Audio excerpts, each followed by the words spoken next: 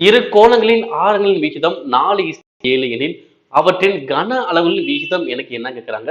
So என்ன கேட்கறாங்க, ஆரம் கொடுத்துட்டு என்ன கேட்கறாங்க, கன அளவு கேட்கறாங்க. அப்ப கன அளவு கேட்டாங்கன்னா ஸோ ஆன்சர் என்ன வரும் பார்த்தீங்கன்னா இதை கியூப் பண்ணாலே போதும். அப்ப 4 கியூப் எவ்வளோ, 64, 7 கியூப் எனக்கு எவ்வளோ வரும், 343. அப்ப ஆன்சர் எவ்வளோ, 64:343. ஓகே. அப்ப ஆரத்தோட விகிதம் எனக்கு என்னது, 4:7.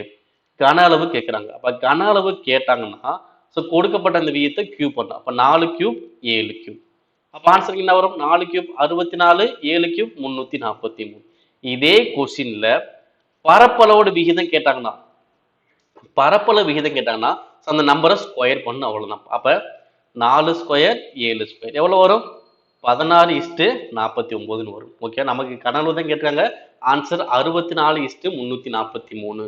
சப்போஸ் பரப்பளவு விகிதம் கேட்டாங்கன்னா 16:49 வந்திருக்கும். ஓகேங்களா? சரி, ரொம்ப ரொம்ப ஈஸியான ஒரு கொஸ்டின் தான் இது. ஓகேங்களா?